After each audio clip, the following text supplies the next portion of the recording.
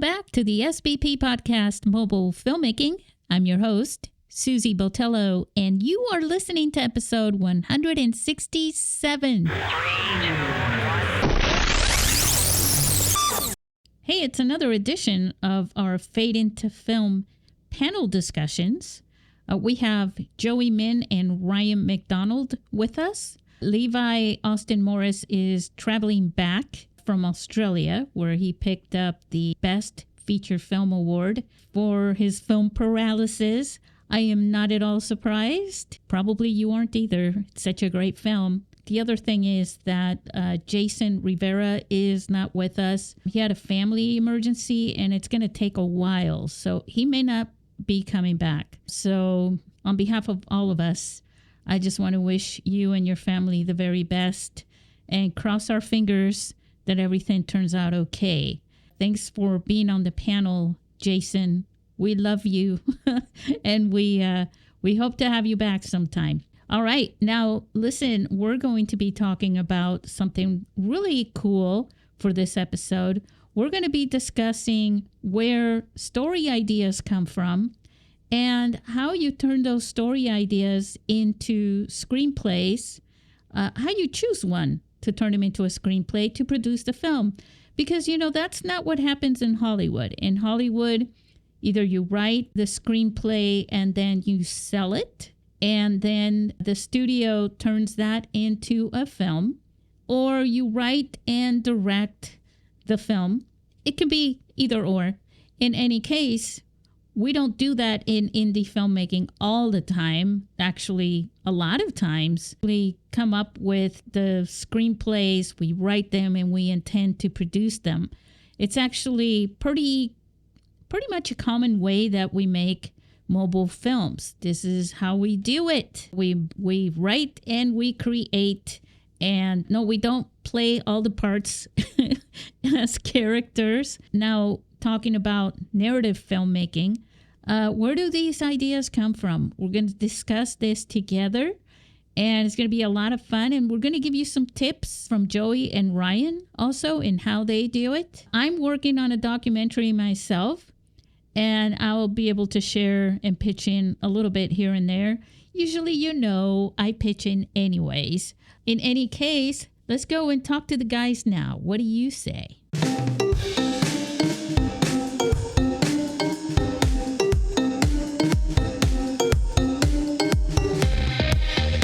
We are Fade into Film.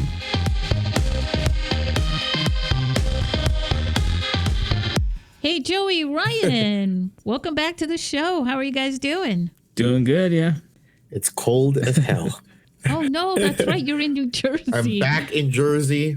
In Jersey. Is it freezing? Like, are the water pipes frozen? I think after a month of living in Atlanta, I kind of like the weather. Now I'm back here, and it's fucking freezing. Yeah, it's been dry and very warm here. It's been like 80 or something in San Diego. Come back, Joey. Come back. The waves are calling you. Oh, gosh. Oh, gosh. I possibly might be in the area in like a couple weeks. I don't know. Oh, possibly. That's awesome. I don't know. You might be here in April, too. Might be there in April. Definitely. And Ryan, Yep. Right? Yep. All right. I'm sounding funny now. So guys, welcome and thanks for being here. We're going to be discussing something that I think is really cool. It's going to be a lot of fun. And that is, where do the stories come from that we write about and then produce into films? Because it's a little different than obviously what happens in Hollywood. I want to share that with you along with Joey, and we're going to go really deep into this. And I guess we should start with where your past ideas came from for your films, both of you. Joey, your feature film that you shot, where did you get the idea for that? And tell us a little bit about that film. Wait a minute. I want to ask a question first before. So when you say that it's different in Hollywood, why would you say that? Just in case, for people that might not know, right? Yeah, that's a good question. That's a very good question. I'm glad. Thank you for having me on your show. No problem. No, actually, the reason I say that is because screenwriters usually write a screenplay, and they're very concerned about how they write that particular screenplay, but they put their heart and soul into that story that they're writing about, and then they sell it, or they try to. And then a producer, they pitch it to the executive producers who want to turn that screenplay into a film. And then sometime down the line, the producer says, okay, yeah, we'll do it. Here's what we'll give you for it. And now it's ours. And then the director has their own vision and they change it. And the producers and the studios tend to make changes on top of what the director's vision is. So that's really why I say in Hollywood, normally the person who writes the screenplay most of the time, not always, is not the person who produces. And when I say producer, I'm not really assigning that title. I'm saying, the filmmaker. Yeah. Yeah, that makes a lot of sense, right? I think like many years ago, or I wrote this, this script. Right. And a friend of mine thought it was good enough that he was pitching it around. And there was a studio that was like, they were willing to buy it. And, okay, we'll buy for like 75 grand. But of course, me, like, I want to be like, well, I want to be part of the process. Right. And they're like, no. Right. So I lost that. And I always kind of like in the back of my mind, I kind of regretted that because like 75 grand would have helped me.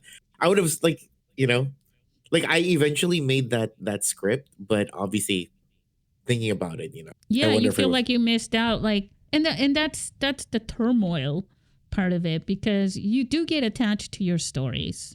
Yeah. It's one of the breakthroughs of mobile filmmaking, right? That now the person, you can, as a mobile filmmaker, you have control. It's your story. And if you own it in every way, right? From beginning to end, depending on what you decide to do as far as distribution is concerned, but you own the story. You wrap it. It's yours. Yeah. If you want to give it away later, fine, but they have to take what you've already wrapped up for the most part. But isn't that kind of also, I guess, the idea I think everyone has like, stories that they would like to tell. It's just, but like to execute it, right? Like that's kind of like, you kind of have to put that into consideration as well, right? Yeah. I do, especially on LinkedIn, once in a while I get messages from people that they tell me, hey, I'm a screenwriter and I've got all sorts of, I'm cranking out these screenplays, I can't remember. I remember one guy telling me he had so many screenplays over the years that they're just a pile of them. And I don't want to put, I don't remember exactly the number, but for me in my brain, I was like, oh my God, that's a lot of screenplays. They're just sitting there. They're just stories just sitting there. And he said, do you know anybody who would want to buy them? And I'm like, no, what do I look like? And I'm like, I have no idea. And then I said, but you have a phone, people, in the industry, like you just approached me. Why don't you approach someone to ask them to turn that story into a movie instead of trying to sell it to an executive somewhere, a producer? Mm. What do you think, Ryan? Yeah, I don't know. Sorry, Joe. I probably would have sold my script. Yeah, I would have. I should have. I've heard from other people before though. Yeah, it's kind of like, well, it's your baby, and so they don't want to let it go. And I don't know. Sometimes for the right price, I probably would sell that baby, and then use the money to then like make like your own. I don't think it's so much the selling the baby thing though, guys. I think what happens is that when you see it made and it hurts how much they've torn it up. You want to see that story, even if they make changes for the most part that they're going to make. Okay, well, it's a studio, this and that, marketability. But when they really tear it up and they take out the most crucial parts, right, that you feel that really could have, like we've been talking for a while, all of us, about the heart of the story, basically, right? Really good stories that captivate people, and if they take that out and then all of a sudden the story sucks, but it makes, they think they're going to make a lot of money in Hollywood, but then the audience themselves, written by, right? And they're going, that sucked. I mean, I think we've seen right? both of those scenarios play out differently. Like, because if you like, if we look at like Jaws, Spielberg takes Jaws or Jurassic Park, and like they're not necessarily like the book, but they do come out well. And so I think it's possible. They're never like the book. But I think it's possible that sometimes the thing that I see is like if I write it and I don't allow anyone else to give me feedback or criticism or anything like that, how it could suck. Just because I wrote it doesn't mean that it's going to be good, though. And I think that you need to have a healthy gauge also of other people reading your script and giving you feedback. And but there are a lot of bad movies. There are a lot of bad movies out there, and the credit for writing that story goes to the screenwriter. And the general public doesn't realize that the studios and the directors and the producers, they had a hand in it. And sometimes it could have been a great, and that's exactly what I'm talking about. You've got a great screenplay. You've already checked in with people. Everybody's like, oh, this is great. And then you sell it. You got your $75,000, but then you see that play out and everybody's giving it really bad reviews. I'm not talking about book adaptations in Hollywood. I'm not talking about Jurassic Park or anything. I'm kind of talking about middle of the line movies that really turn out pretty bad. But I could have taken that $75,000 and make my next script actually doable. Exactly, right? And then own it. Because like I honestly watched the thing with that script that we made that was I was able to sell for $75,000. I did it myself because they turned me down because I said I wanted to be part of whatever. And then, I saw what I did with it. And it's like, yeah, it's close to the script, but the execution wise, it's terrible because I didn't have the money, right, for certain things. So, so that's it. I think it's just because, in the beginning, it's definitely, it was the feeling of like, oh my God, this could be my break, right? Like, yeah. And I never really, I wasn't thinking in like, I wrote this story and I'm sure I could write more stories. Like I shouldn't doubt myself, I'm pretty sure, yes. So let's talk about that. Let's go to the, let's start back where we were going to start. Yeah, where do ideas come from? Joey, where do your ideas, that's where we were. Okay. Right. Sorry. So back. Go ahead. I think the silliness of it all, I think, was that I like making small town stories, right? And, small town stories back in the 90s, 80s, it's always like, oh, no, like there's like this evil crime syndicate or something of some sort of group invades a small town and they start putting their, clutches on the people. And, there's like a unlikely hero that kind of saves the day. And I just thought about flipping the ideas before, like it's always like back in the 80s, 90s, like, oh, there's this crime syndicate that's peddling this new type of drug and it's affecting the kids, right? But my area that I live in, it's a lot of like retirement homes.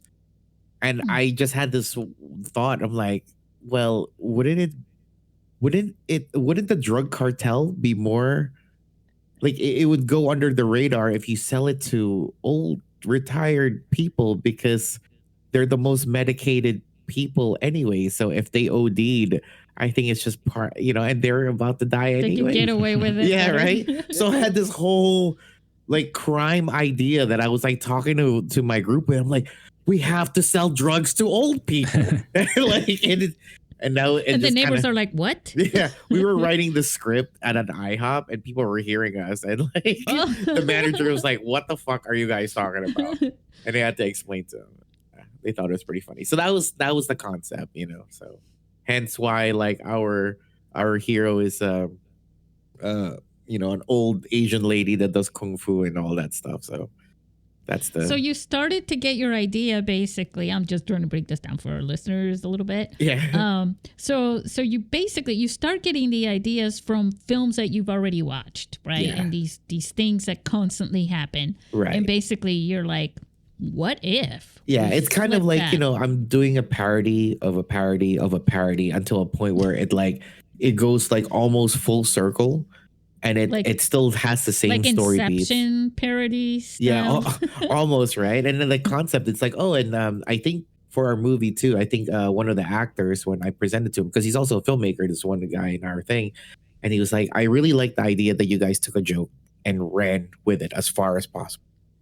Yes. And and that's really just the conception of it all. It's the running with it part that gives you the concept, because you really don't know until you're running with it. Yeah. Right? Yeah. Yeah. And I think that's the fun part. I think creating worlds like that, right? Totally.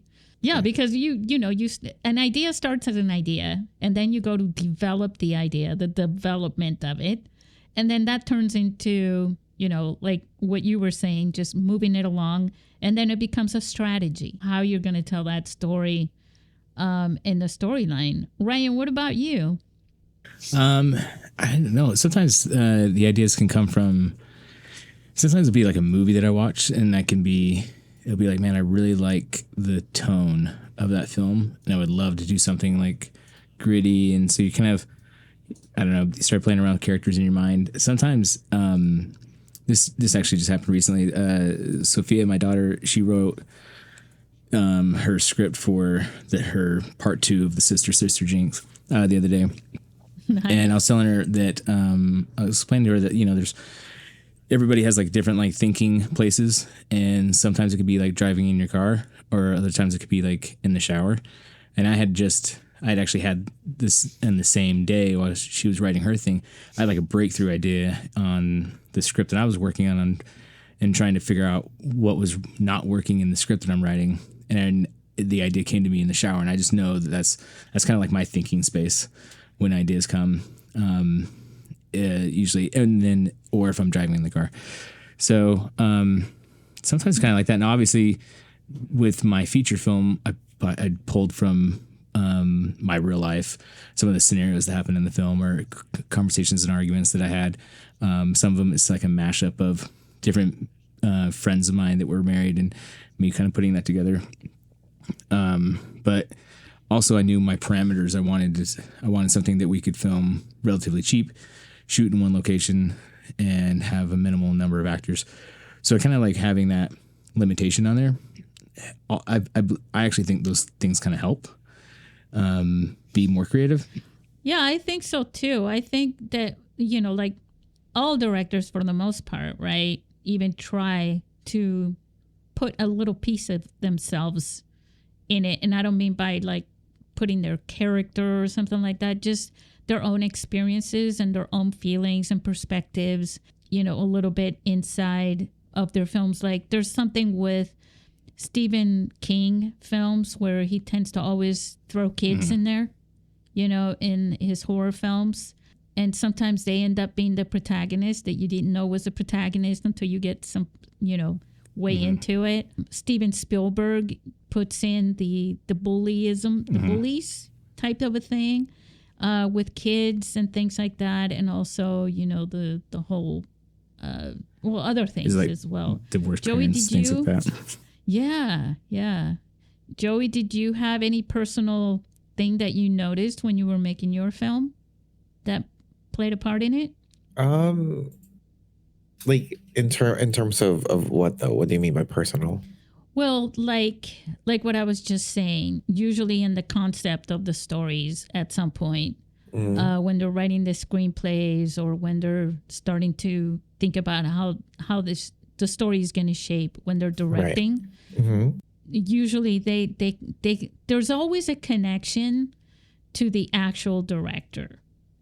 Oh, I think I guess it's just like the concept. Like I started noticing more of like, the area that I lived in, like these all these retirement homes and stuff like that, and just seeing where and how aging people kind of how they congregate in certain places and stuff like that. I became more mentally aware because I've been paying attention more, and I guess in a That's what I'm weird looking way. for. I'm going to play your psychologist here. So, And it's just, so I guess, Joey, why is that so important to you? Why well, is there because such a, the whole issue of basically abusing probably elderly people or taking advantage of it? Why is that important to you? it's the research. I need to make this drug cartel actually real, like realistic enough that it makes sense for the story Yeah. to work the way that it does, right? No matter how goofy my characters are or whatnot, it's why does this world even make sense? I'm like, oh my god, Right. like that makes sense. And then to a point where like, why are there drug cartels that actually sell to old people? Like it makes so much sense to me. So that's what Oh I'm thinking. yeah. I remember working not working, sorry. This girl that I knew who said her uncle was a legal drug dealer. And I go, "What?" And she says, "Yes, he works for pharmaceutical companies as a salesperson. And he goes and he shows up to all the doctors' offices and gives them samples of drugs Yeah. to give to their patients." Yeah, that's what I was And thinking though, like mhm. like super designer drugs for like retirement people. Like that's the funny concept. I called my drug bingo in my movie, right? Because like that just it just You fits, call it right? bingo. Yeah, and it's their modified Smarties, the candies. And so they look like bingo tiles, right? Yeah, To me it makes a lot of sense. I'm just that's saying. true. Yeah. So but that's why I think it's the believing enough in the world that you create, right? It really helps push the narrative of the story so far, right? Like I think that's what really helps, you know. So we had a filmmaker that came out to our film festival in 2018, and he won the award for short film. Anyways, he was talking about how he got this idea, and it was during that shooting that happened at the movie theater. I forgot where it was now, but it was a big deal, and it stirred up a lot of fear from people about going to outdoor places and being shot, right? And I think it was the one with The Dark Knight. the It was the Dark Batman Knight movies. Rises. I think it was in Colorado, I believe. Yeah.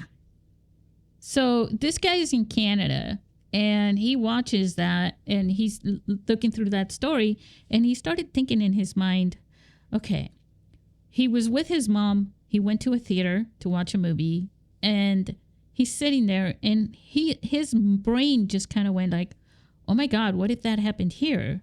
And he started thinking about scenarios, how he would get out, what he would do. And then he went home and he thought, this actually might, you know what? I'm going to make a film about this. And so he made a short film. And so he went, I'll put a little link to it in the notes. And he basically made the short film, and it was hilarious and it was funny. But at the same time, it was kind of cool that he came up with an idea from something like that. And it was, I think, one of the best and the most popular ways that we come up with ideas for stories and films is we do that what if. It's probably the most popular thing. Like we witness something and we go, what if, for me, a lot of times, probably because I love to take pictures of places and things like that too, landscape pictures, things like that. I'm always thinking about locations, stirring up ideas for movies. Like, have you ever done that? Either one of you can answer that. Like, have you ever gone somewhere and said, this would be a great location for making a movie? Oh yeah, in the city that I live in, Ogden. I mean, it's got some historical aspects to it and old buildings, and so it's constantly kind of like looking around and going like, God, I would love to film something here at this spot. or especially in also one of the things about the landscape here is you can there's a lot of like flat land, kind of like plains, but then also we're in the Rocky Mountains as well. So like so everything can easily mask as something else, as a different state or a different place. And so that's oftentimes it's like, God, this is a great spot. I'd love to put something here. Now I got to come up with a story that guides me here somehow. Has it ever happened to you where that's where the story transforms, just sitting there looking at something and going, this story just erupts from it? Depending the type of genre that, most people like, most filmmakers, like, they usually kind of acclimate to one. Like, is there like an idea usually that comes up? Like, is it through experience or something? Because I know for me, like, since we do a lot of comedy and like, lighthearted comedy, a movie usually stems from a joke, like a simple joke, and it becomes a concept. And that's what I was talking about before, that a lot of times there is some connection to you, the person that comes up with the idea, Ryan?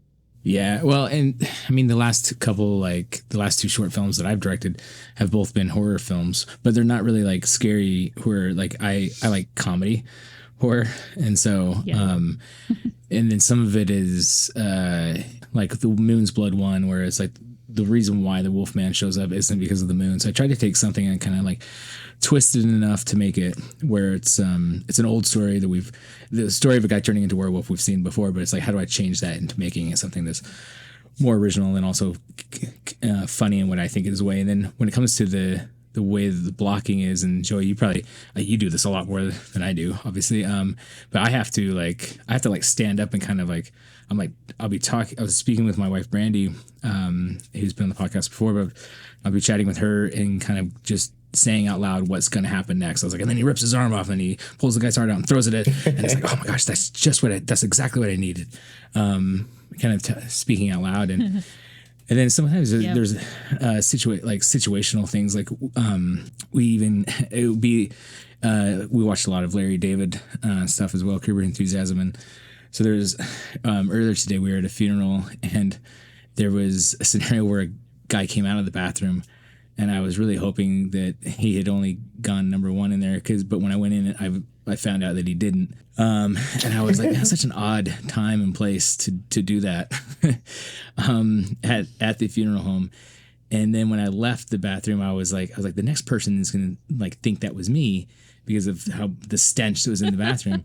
And sure enough, someone else is walking by. I'm like, God damn it. Like they think it's me though, but it wasn't me. And saying that out loud prompts my wife, Brandy, to be like, it's really funny.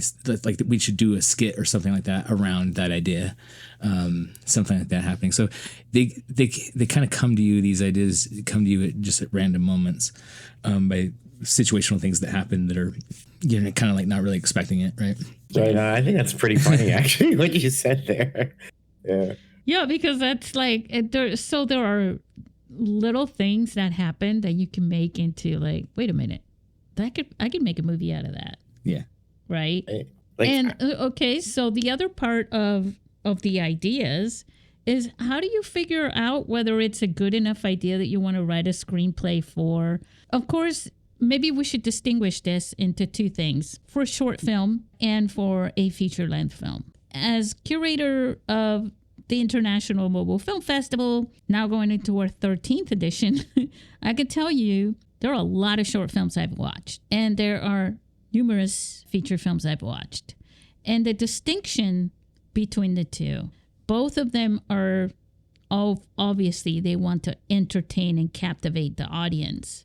The difference between the two, though, and it is harder with a feature-length film than it is with a short film to captivate an audience and hold them and take them for a ride where you're just going up and down and around and this way and that way for, 90 minutes, as opposed to, a 10-minute movie or a 5-minute movie, right? What I notice from short films, though, is that they tend to be very message-driven. They tend to have a really big punch at the end and, kind of like commercials in a way, that they have to kind of tighten everything up and tell a short story, and they want to make a big impact. with a short film.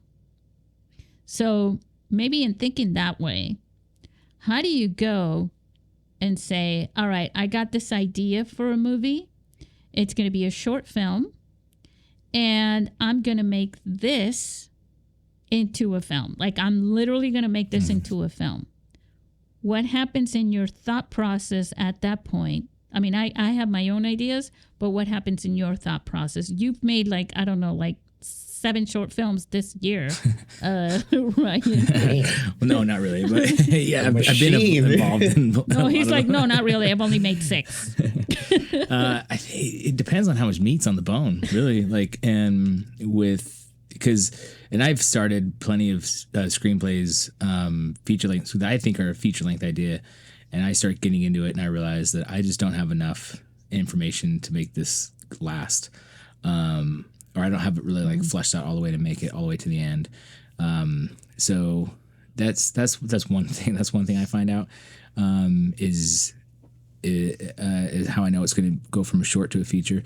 I think that you're pretty close on that. Like, there's not a whole lot of like completely message driven feature films, and it does tend to be in the shorts. But I also find a lot of people, we'll meet people who have they have a feature film idea, but as they're telling it to you, you can just tell that it's a short film. They just don't realize it yet. Because it depends on, is there enough information to really pull the story through an entire, 60, 70 minutes or 90 minutes, where it would be worthwhile. And do you ever watch that movie Crash? I've seen both. Yeah. Like, I've seen the David Cronenberg one, and I've seen the why does his name escape me? Because they're basically telling stories of basing them around characters. I guess that's what it was. Yes. Yeah, and then they all kind of merge. They're different stories. They each have their own plots, and then they all kind of end up coming together. Mm-hmm. And I think that's another way of approaching, instead of just taking one story and have that one story captivate everybody throughout the entire 90 minutes or 2 hours, that they took that and they said, okay, we have these different characters. They're each going through a thing.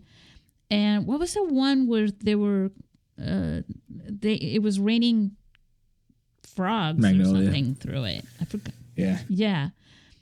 And then they all kind of end up with that same scenario. I thought that was genius. Yeah, that's actually it. My friends, we've talked about trying to do like an anthology film where it's like each of us just comes up with a short and then we put them all together for one big horror film. But that's how I did Married and Loving It. Was I was thinking of, I came up with 5 different scenes, and I was like, I've shot enough short films to know that I can do these and I could probably shoot each of these pieces in a day or so. And I was like, I'll just tackle each one like they're an individual short film and then put them together. So it's kind of what it is. That's why there's really only 5 scenes in the movie. It's just that each scene, the challenging part then was actually, how do I make the scene go, 15 pages or so.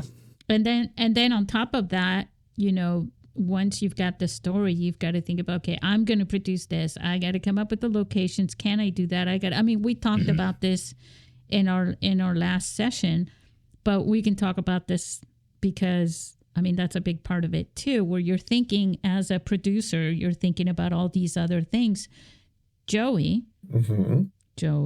Yes. What's your take on this? Because I don't know. Actually, how sometimes do you decide? How do you go, okay, this is a great idea. These are some great ideas for films. Now I'm going to write a screenplay and produce it. I think if it's something that I guess it's kind of like what you said. It does start with a message, and then it kind of evolves from it. Or sometimes, like, I have this. Actually, it's funny. Like, during this last production I was working on, there's this boom guy. His name, the nickname is Angry Dave, but when he's not angry, he's Calm Nick. I don't know how that works, but that's what it is, right? And I just had this idea about it's so funny, like, seeing him operate his the boom and whatnot, and I was like, oh man, that'd be a funny idea if like I wrote a story about like it's a boom operator and he's like a kung fu master and he knows like how to stick fight or something and like what adventures happen, right?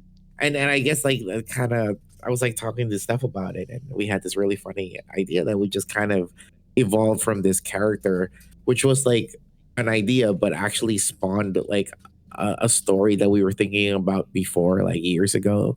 We had like an idea that we wrote down, but now it kind of had it, idea of this person being a boom operator kind of just gave the world some, I guess, like some tangible qualities that we were able to really keep talking about, like that idea before. So, I mean, that's one of the ways that how we create stuff. And I'm not sure if I would write a full story Feature. to this. Yeah. But the concept is just, it's a nice thing to have, you know. I think also sometimes you have stories that have been developing in your head and then you just kind of drop them. You're like, I don't know where I would go from here on that. And you just kind of drop it and then something else happens maybe months later, sometimes even a year later.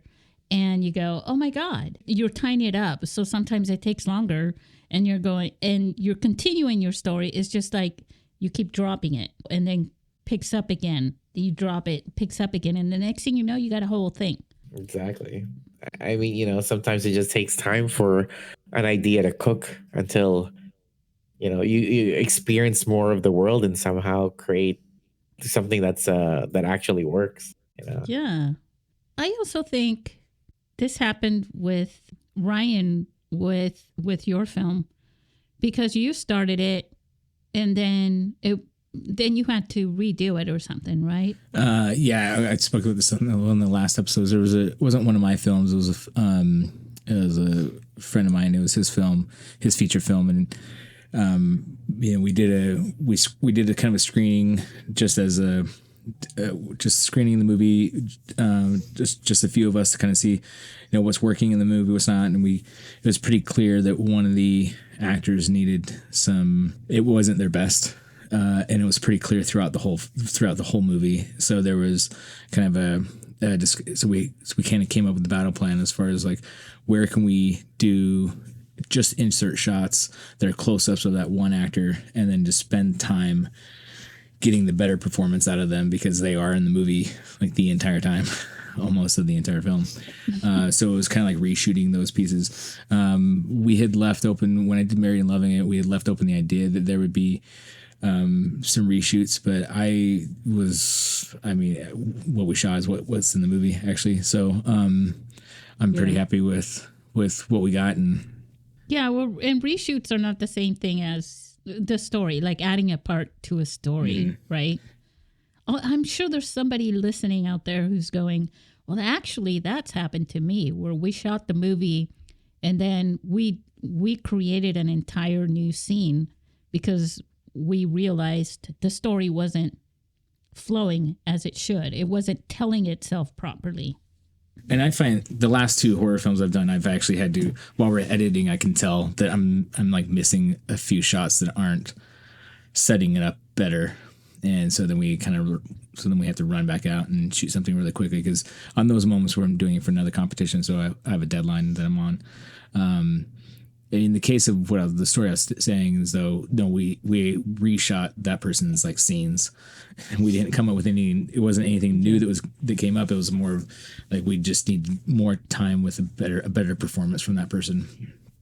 So, that's usually what happens. But anyway, but it got done and worked out. So yeah, it got done. So in tying this, for you guys who are listening, you're listening to all these story ideas and how these things are developing. And what I'm hoping is that that's actually stirring up your creativity and imagination in you so that will help you in coming up with more stories. Sometimes it's like a journey, like a path you're taking from your brain as you're going down the line because you are storytelling. And it's one thing to tell a story. Have you ever, Ryan, because of your daughters and stuff, decided to just make up a story to tell your kids because you don't feel like sitting down and reading a book and you're just moving it along? Oh, yeah. There was, there was a time where I was reading like these like Teddy Ruxpin books, and to Sophia when she was really little, and she couldn't read, so she didn't know at the time because she was only like 2. So like she couldn't tell. I just got so tired of the stories that were in. I was just making it up and pretending as though I was reading it, because it just would go, and there was like 40 pages sometimes, and I was like, so I would like grab 3 pages at a time and just kind of like, and then now they went over here and they did this. She didn't know any different. So. Yeah, I've written. I've done that too. Written short stories for like I remember one of my friends had a little kid, and she said, my kid loves she'd put him on the phone. So I would make up stories, to tell them and stuff like that, just for entertaining. But telling a story to a little kid sometimes doesn't have to have the complicated, strategy that it does, for an adult or for a grown up. It's all about entertaining for them. They're not keeping track of anything. You know what I mean? But I would also write them for them. And then I did that a few times, exactly what you're talking about. When you're at somebody's house and they're like, oh, read me a book. You're like, oh, this book. and then you just make it up. So, yeah, I think so now, before we go too much into this, let's just go to the end here and say, okay, you're taking your concepts, you're running them through your friends. Is that what you do? You run them through friends and contacts, your crew, your team, and you say, hey, I'm thinking about making, to me, I would think you would do it before you write the screenplay, right? But I could be wrong, where at least you have a treatment for it and you say, I'm going to write, or an outline at least. This is the story. What do you guys think? Should I write a screenplay for this and we can make it? Or what do you guys think? I've gone both ways because there's been so many times I've spent 20 minutes telling somebody this idea, and I'm like, oh my gosh, this would be such a great idea, and then it fizzles by the next day, and I realize I'm not really that in love with it, and so I kind of feel like I wasted their time by explaining the whole thing. So I've done both, but I try to be conscious about how much talking I'm doing about it, and compared to how much writing I'm actually doing about it. But if you're trying to bounce an idea off somebody, if you're, it is best, I think, to always bounce an idea off of your trusted comrades, because then because especially if it's like in a comedy sense, if they're laughing and you're laughing, then it's probably going to be funny, at least to the two of you. And you should be making whatever you're writing, it should be for yourself. And hopefully other people will just enjoy it. Yeah, that's what I was going to say too. In the end, it kind of feels like you're trying to get validation from. I'm pretty stubborn once I get an idea stuck, as far as like, my documentary, for example, this documentary that I'm making is going to be a series, because I know I'm being realistic that with the film festival and the podcast, there's no way I'm going to be making a feature-length documentary that's ever going to get done. And so I'm thinking about 6 different stories around that same topic of art and community. The one thing that I know is that I have a connection, as I'm coming up with each episode, a connection to making each one of those happen. I have, the stubborn part of me is I'm not making something that I don't know anyone that can connect me to the right people to make this happen. I do have that. I'm not lacking that confidence. I'm not looking for validation. I'm just looking for my resources right now so that I can make it happen. But it's not the other way around. Joey? Mm-hmm. Are we bothering you? No. Right here, listening. So on your end, you have an entire team of people that you're constantly having communication with about each and every project and things like that. And I know that you have, the The- YouTube channel. Define entire team, because it's only really just the 600 people that you have. just Steph and I, really. Yeah. So the art school dropouts, you work with at least 4 or 5 people, right? No, it's actually just Steph and I.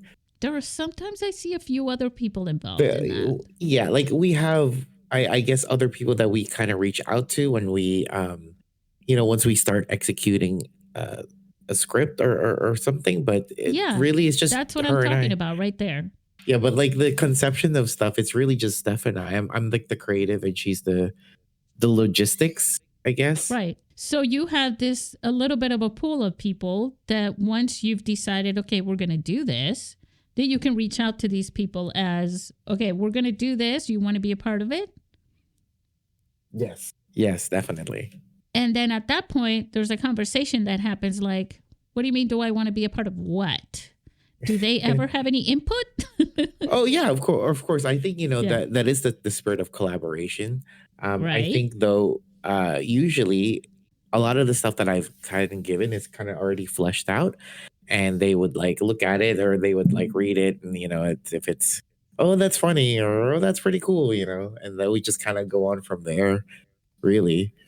Yeah. That's like I think why I know it's different for other YouTubers, because I've also have friends that are YouTubers and that are much more I guess in line with the whole idea of the algorithm. Like they create content for the algorithm, and I really hate saying that, because it just makes our art form just like a product by saying content, but to them it is content. Content is not devalued just by the word itself. Yeah. But they study like the trends. They have like this whole formula. They have all of these tools and apps to, give them numbers and derivatives and data of what is trending. And, a lot of how what video they make next is kind of based on science. Yeah, it's actually both interesting, and it's a mini Hollywood if you really think about it, right? Right. Yeah. Probably even actually, I can't even say it's a mini Hollywood. It's probably just as big. And I think after working this last production, it's the idea of like, I guess hearing some, how producers think, and how they, I guess a lot of the older producers that have been in the business for a long time, they don't realize how big of a machine like YouTube and social media videos are, right? And yeah, no, definitely. There is a lot of behind the scenes that are not really obvious. It just looks like, oh, somebody threw some stuff together and they're just having fun, and then that's it. Yeah, and it's not.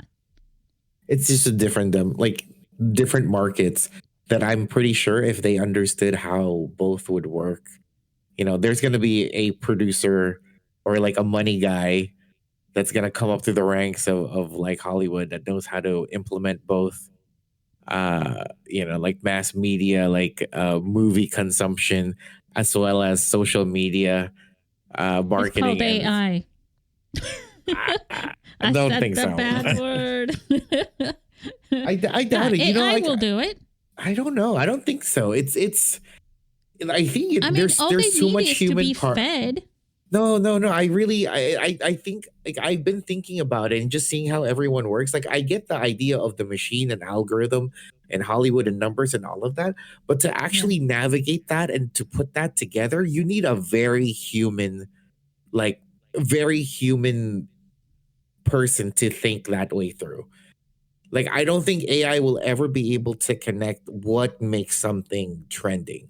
I think it think it could tell you what's trending, but to actually predict what will be trending, you really need a human for that. And I'm almost thinking like, okay, an Excel spreadsheet, one of the most boring documents, but there's so many formulas, right, that you create that are connected to these other things, and then you connect things to it. And it just, if you close your eyes for a second and think about the last cell at the bottom, that the conclusion this whole mess of formulas, the result that you want at the end, it sort of navigates itself from all these little formulas down to it. And I think a lot of apps and software kind of tend to do that in that sense. And to me, it's kind of like if you go to Google and you put in a search for something, it's like a going into the universe and saying, wish upon a star. You know what I'm saying? And being able but it to could say, only really "That's Venus." regurgitate something that is already been made, that has been proven, that's what I'm right? saying, that it's taking data that's already there. Yeah, but that's what I'm saying. I feel like it would never replace the idea of a human person actually navigating and actually combining and making a new neural pathway, you know, if we're talking about that. Yeah, I'm definitely not a neuropath, a new one, but I think it could take everything as a formula like algebra and then come up with the answer at the end. Yeah, but I think that's the thing that I'm saying, is that like the answer at the end is always going to be the same answer, right? But we're in the business of telling stories, right? And what makes it, what stories are inherently human. And I think that part you always will need the human, because that's the art. That's the art part. Even the stories itself, I think by nature itself, like with new experiences happening, like the human part of just telling a story, to be able to tell to other people to understand that story is, like that's always going to evolve, right? There might be some. I think you're right. That the story part for sure, because that's the art form. That's the human thing right there. But I think to be able to say, with this story versus that story, and what are people seeking, and what pleases people, what makes people click here, what makes people, if you're thinking about it as a business model, like Hollywood, we're talking about mini Hollywood.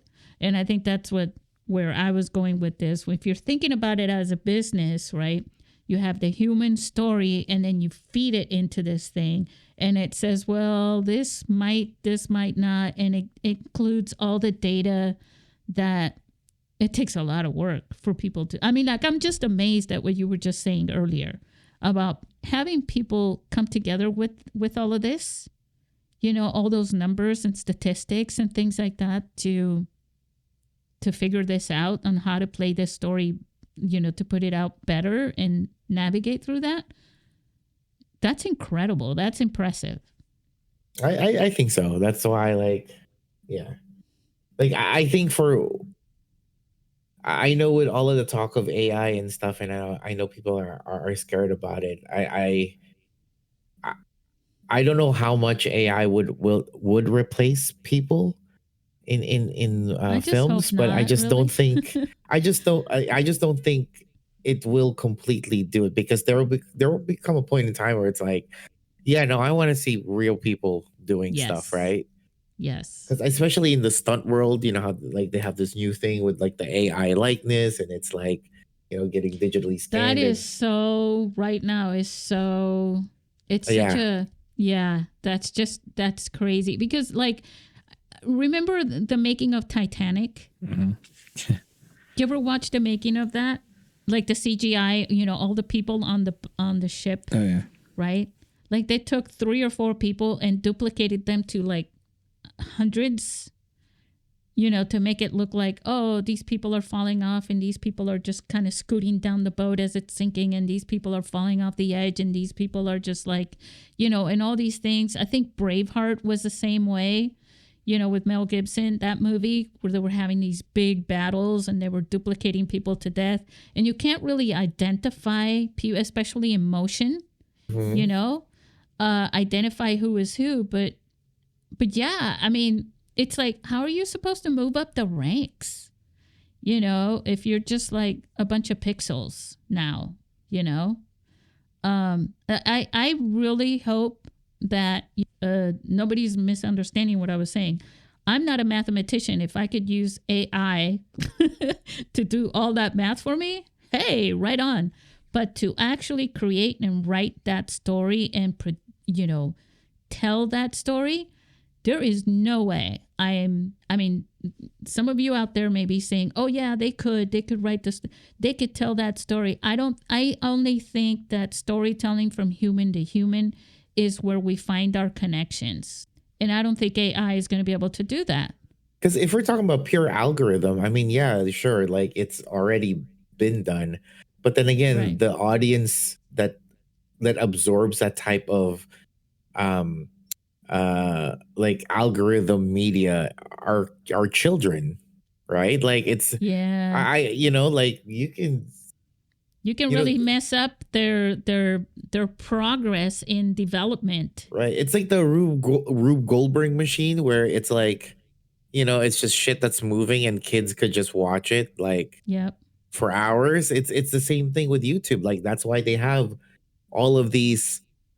Like I saw this one channel. It's basically like this dude. He just builds very long, intricate tracks for Hot Wheels, and he puts a GoPro on a Hot Wheel, and boom, it's like 5 million views, and this guy is being sponsored by Domino's Pizza. You know what I mean? Like that is very cool. There is work to it, but like it's something. Is that actual like filmmaking or video or art? Like it's not, but like it still sells to kids, and it sells products, right? So that's what it is. It's kind of like it was that movie Idiocracy. Like it's kind of that, like I'm proud that people can make stuff like that, but if they're kidding themselves that like, yeah, dude, I make Hot Wheels videos and I have the most intellectual people like watching this shit, and I'll be like, okay, dude, Yeah, I think the development of children's brains is kind of important. Yeah, like Ryan was saying in one of our AI episodes about, SpongeBob, blah, blah, blah. But that's not all you're feeding to kids. We don't want a world that is just all that kids consume is just idiotic slapstick, weak, empty, hollow stories. But to a lot of companies, it doesn't matter. It's money, Well, yeah, and that's where the AI would say, well, yeah, if you do it like this, it'll make you money. And then they're going to just go with that. But Exactly. the audience is going to miss something from that. So, yeah, so I think making people sit through that, I guess if all of society ends up being dumbified, right, to this content constantly, but there's always going to be access to the older content, and then they just won't watch new movies anymore. I'd like to believe in the I'd like to believe in humanity. Yes, right? me too. I think there will always be people that are just part of the bell curve, right? The certain part of the bell curve that would be easily appeased to watching trending algorithm based content on YouTube, or forever will enjoy Spider-Man Beginnings number 45. Gosh. You know what I Yeah. mean? Like we've seen how Spider-Man has been Spider-Man like at least 4 or 5 times now, right? In 3D and cartoon and everything. And Marvel will forever pitch the history or the beginning of Spider-Man over and over again, because it's just there's. But that's what I mean though. Like I think you can. I think there's still merits of telling a brand new story, even if it doesn't make money, right? I think there's always merit to telling your own story, right? And I think that's why I love indie film even more after working on stuff like this. It's while I'll be honest, and I'm not gonna not stop working for these productions from time to time, definitely, because it is good money. I think I do want to limit my interaction with the idea of Hollywood, simply because it's like I'm there, and not everybody on set likes film. Like a person that is a PA for the background people are there because it pays, it pays money, and they're just good at hurting people, but have no clue what what a film is. It's like I'm always surprised, like talking to people, and like like a 60 man like production crew, Right. and like not a single person knows how to edit something or doesn't understand. Like they'll tell you, they can, like a cam op would know the technicalities of a Sony, uh, you know, Sony camera, but they don't understand how to actually put scenes together or something like that, which is kind of like, to me, sounds weird, right? That's part of cinematography. From what I learned in school, cinematography is not just about shooting, it's about knowing how you're putting things together, like you just said. And we did that by editing things together with cinematography at the same time, the juxtaposition of shots. Right. While you're shooting, I was just saying this in the solo episode in the last one, that when you're shooting something, just as a videographer, you're doing tilts, you're doing pans, you're doing this way, you're doing that way. And you get multiple shots so that when the editor puts it together along with what someone is saying, that they can pick the right shot in there that actually matches. The thing is that the person who is, say, being interviewed or something like that, this is like in a documentary or something, they may be saying, yes, and we were going up this hill. Well, now, you've got this B-roll here, but you've got one where the camera person, instead of going from side to side, they were tilting up on this hill instead of just showing a hill, doing a pan to the left and a pan to the right or going down. So the editor is going to pick that shot that says, oh, and as the person being interviewed, we're going up a hill, the B-roll is showing the camera moving going up the hill. And those things all together, it's very hard for 60 people to see that. But if there's not one person that's getting that, well, this thing is happening, then the result in the end is just going to be shallow. It's just not going to have that strong impact that tells a better story. And I think for our listeners, what we're getting to here is to put the thought of the storytelling that you want to do with the storytelling that you want to actually create. Because there's two parts of this. I've got an idea. I'm telling you a story. I want to tell this story, but how you're going to create that story, now that you're not just handing it off to somebody else, that's on you. So that's got to be part of the decision as well. You guys have anything else to add? Not too much. I follow what kind of what Joey was saying. I believe a little bit more in the artists in our world, and I think we're just at another crossroads where just like when television was invented and it was like, oh, that's gonna be the death of cinema, and then when home video distribution was invented and that was like gonna be the death of the cinema, and then streaming and now AI, and I don't know. There's like, even with AI, like Chris Nolan and the Quentin Tarantinos and the Joeys and the Ryans and the Susie, we're still going to make movies and be storytellers. Yeah. And there's going to be we're people at the making beginning of this whole. Yeah. I mean, AI's been around forever, but we're at the beginning of this concept. Yeah. And you have AI. a whole list of people who are. I mean, even if you were to go back 20 years, there'd be people who watch dumb crap and find it really entertaining, and people who can't stand it at all. Just like you have now, where there's kids who are watching dumb crap and find it incredibly entertaining, and I don't find it that entertaining at all.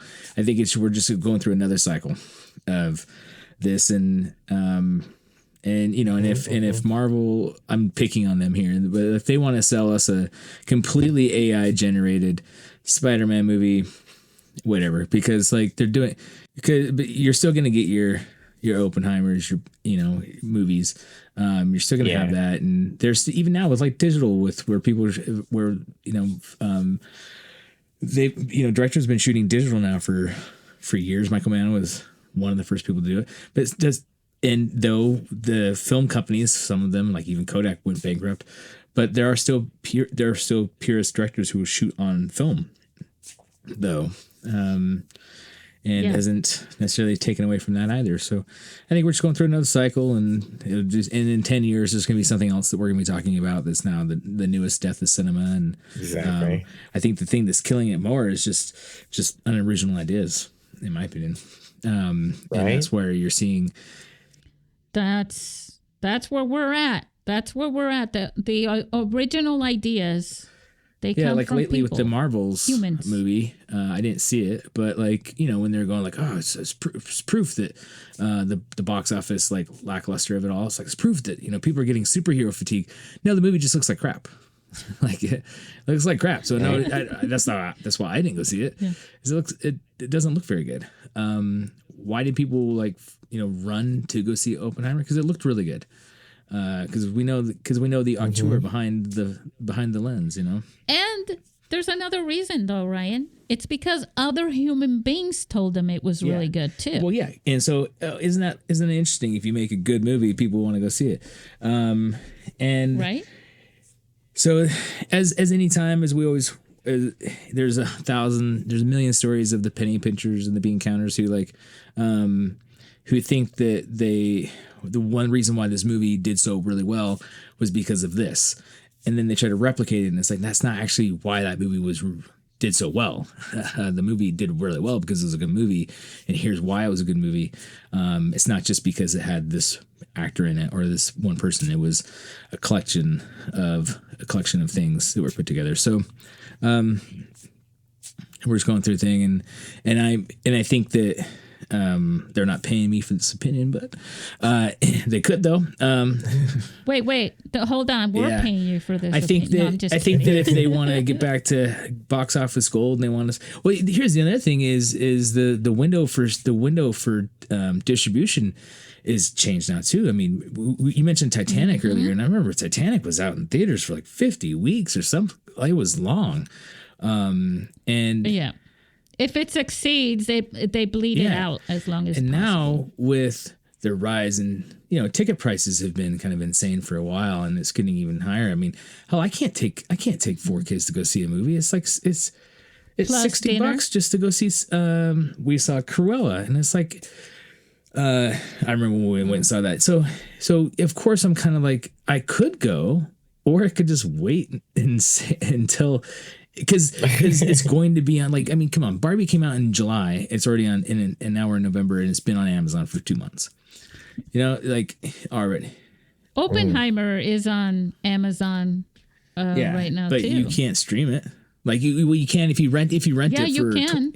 If you rent it, yeah. It doesn't. It's not Amazon Prime, you know, whatever you call it, but you can still rent it at home. But there was like my understanding was that he put a restriction saying like, hey, or Christopher Nolan put a restriction saying like it needs to be out for X amount of time in theaters before we go into streaming. Well, let's see if you and I could make movies where we get to tell the industry how long it gets to be there. But yeah, wouldn't like mobile filmmaking, like, you know, I'm sure somebody out there would be like, oh, that's the death to cinema. Everybody could film everything on their phone and shit, you know? Well, that would take another episode. The stuff that people, well, because I was there at the beginning and people had so many misconceptions about it from the get-go. You know, I remember this guy, you know, messaging me on LinkedIn. You know, are you telling me, you know, no, you can't watch movies on a little screen like that? What the hell? I'm so insulted. And I'm like, oh my God, that's not at all. I'm totally the opposite. I'm talking about putting him on the big screen. And then they don't want to hear it. People just get really stubborn. People get really touchy about this stuff. And I get it. There is an art, there is a science, you know, and the technology having a place into it where it's in everybody's hands. This is where you guys who are listening to this come in. Like I was saying earlier, it's up to you. You got ideas. Just have to pick at least one. Build it, you know, write it into a screenplay, get some people together and make that film. It's not only going to be I'm making a film and that's it, and then it'll be on YouTube. No, it's going to do, there's a flip side to that. how good you feel about making a film, completing a film. Joey and Ryan can attest to the fact that probably 1,000 years ago when they made their first film, when you were finished with that, what were you guys feeling? How good did that feel? How did that give you the confidence? I know we've already gone over time, but I want to end it with that. I don't want it to go on too long, but I want to end it with that because I think that's the icing on the cake. How good did you feel at the very end of the first project that you finished? And what did it do for you that inspired you? Because you can inspire yourself to say, I want to do it again. I'll start with Joey. I think it's the idea of like creating. I think there was some sort of magic. Way back when you started. Yeah, like there is, because I still feel it now. Like the whole, nice. There's something about like this feeling, this thought that it really drives me forward. Like the idea that I had something that's like intangible, something that just lives in my head, right? And actually putting it into reality, something that people could see and watch, it's magic. It's it's like one of the, I'm sure this is my choice of creativity, and I know other creators have their own, but like something that you could create out of nowhere to make real, that's like, that's insane. If you really think about it, that's really insane, right? Yep. And I still feel that magic every time I do something. So awesome. Hooked on it. Oh, I made my first short film when I was 16, 17. So I can't honestly tell you how I felt as a memory back. Question. But I had this conversation earlier this evening with Brandy, and I've never done a hard drug like cocaine, but I reckon that it feels the same. Like that's what I use that reference. I'm like, it's like making a movie is like taking a bump of crack. Like it nothing gives me higher than that. Like euphoria. Yeah, like I'm so in the last project that we just shot, this Frankenstein horror film. I mean, we were done at like 1 a.m. Everybody had to go to work the next day at a troopers for a crew, but I was up till like 3, 4, even though I also had to work in the morning. But like because I'm just so jazzed and so happy and excited with what we were doing. That's how you know your passion. There was a kid at the trolley when I was going to one of the Comic Cons, and he said, how do you know your passion? Because he was graduating high school. And I said, do you know where you're going to do next? This is the kind of conversations I have with total strangers, okay? And this kid was like 17. And he says, no, actually, I don't have a clue. And I said, well, what's your passion? And he says, I don't know what my passion is. How do I know what my passion is? And then I said, well, basically, it's that thing that you do where you lose track of time and you feel like you could keep doing it forever. And he says, oh. And I said, do you feel that with anything? He's all video games. And I said, well, then if that's your passion, though, find a way into the video game industry, And he was like, oh. But he didn't know. A lot of people don't realize what passion is, but that gives you the energy to keep going, though, and to go that way. That's like a sign. It's like a sign. It's like, here's your road. Here's your journey. Here's your path. Here's your power. You know what I'm saying? Like your superpower.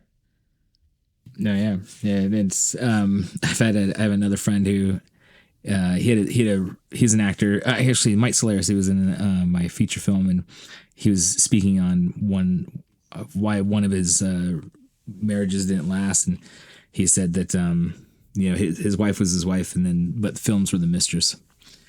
And and so sometimes like even recently, like it's like I like the film is due, or it's like I'm not going to be normal again until I'm done, until it's out of my head and it's on the page, or until it's or until we film it. Like I'm not really going to be present with whatever we're talking about, because that's what I'm thinking about is the movie that we're working on or what the edit that I'm going to be doing later is, or so.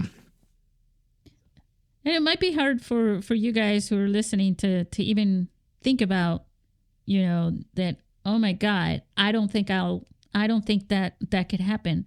If you've never made a movie before, make that movie that you want to make. Don't make somebody else's movie. You can help other people make their movies. Come up with your own. Come up with your own movies. There are a lot of people that make films and then they quit. They're going, that wasn't for me. Part of the reason is because you haven't made that story that really means something to you. And if you make the story that really, really connects with you in some way, then you'll feel the drive to make it.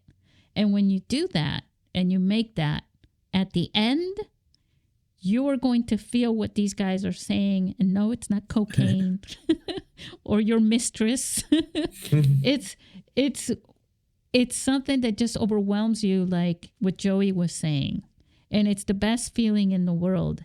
And that's how you know you were meant to do it. But you'll only find out if you give it your best shot. And thank you for listening. I know this is coming out the day on the 28th. So we would have had Thanksgiving, but that's not going to stop us from wishing you a very happy Thanksgiving holiday if you're celebrating it. And if not, thank you so much for subscribing and listening to the show. Say goodbye to our listeners, guys. All right, catch you next time.